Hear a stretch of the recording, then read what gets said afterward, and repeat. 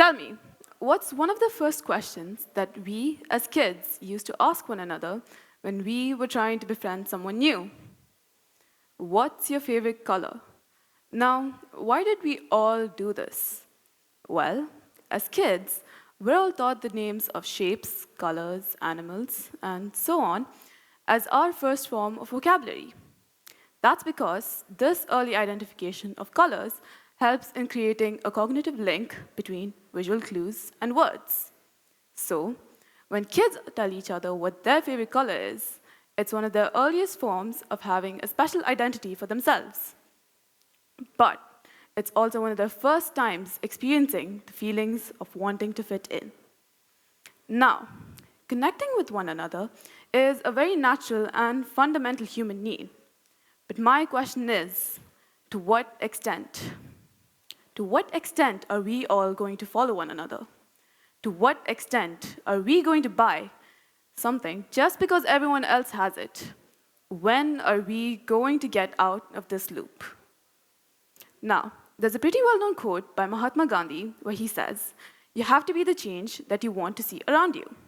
Now, you might be thinking, all right, I get that, but what do I do and where do I start? Well, firstly, we need to end the epidemic of low self-esteem.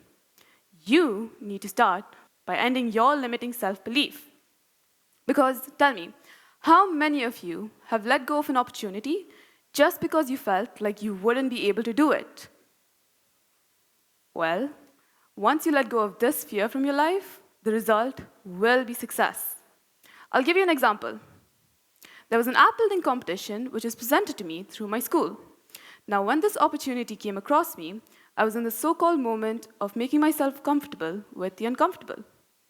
In other words, taking myself out of my comfort zone and pushing myself to just try. Well, lo and behold, I found myself with a newfound passion of app development. Think about it. Think about how every single aspect of your life would flip for the better once you start trying the new things. Going back to the app competition, I went alone. I was a solo participant, and I still made it.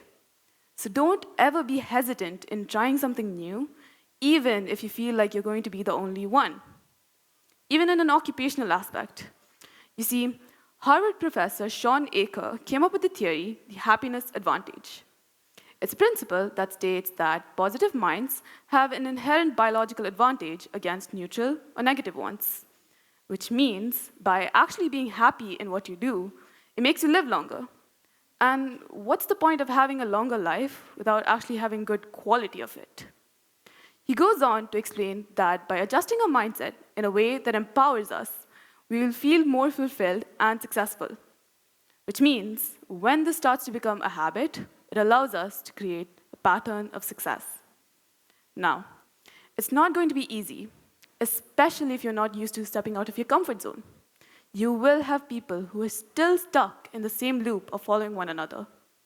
You will have people all around, maybe not trying to change their mindsets for the better. So, what's one thing you can do right now to jump out of this loop? Start by turning your notifications off. Because tell me if this is true or not. You wake up, you want to check the time, you see a couple of notifications from your friends or from absolutely anything else. It's natural to get tempted and to just open them up, but that progresses. It turns into checking everything else. You feel sure of not missing out on anything. You see, research shows that about 90% of people check their phones within the first 10 minutes of waking up. Now, when you first wake up, your brain switches from delta waves, which occur during a deep sleep state, to theta waves, which occur in a sort of daydreamy state. Your brain then moves on to produce alpha waves, which is when you're more awake. Now, by checking your phone the first thing in the morning, you force your body to skip the important theta and alpha stages, which results in your brain being more susceptible to the material you consume. And this is a problem. Even financially, in the US, 6 in 10 young adults are worried that they'll never meet their financial goals. And yes, this is mainly due to the rise of inflation in the economy, but on a personal level, we need to limit how much societal pressures affects us. You see, Christopher Gee, a governance and economy head at the Institute of Policy Studies, says that the young, mainly Generation Z and the millennials, are the ones which are the worst off when it comes to inflation.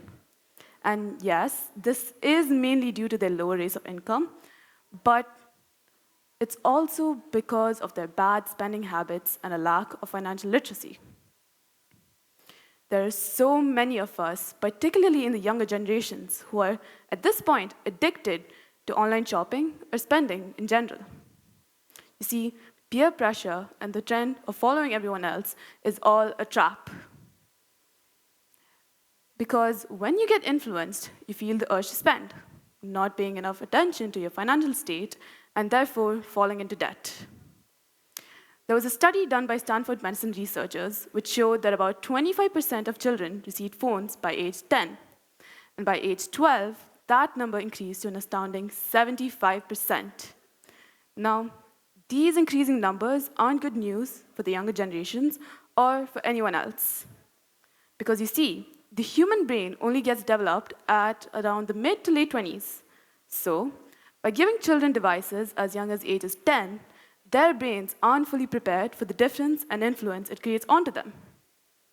You see, the American Psychological Association says that between the ages of 10 and 12 is when the brain starts creating the extra satisfying social rewards, which means when they start getting appraisals and compliments from others, the part of the brain known as the ventral striatum creates the well-known happy hormones, oxytocin and dopamine.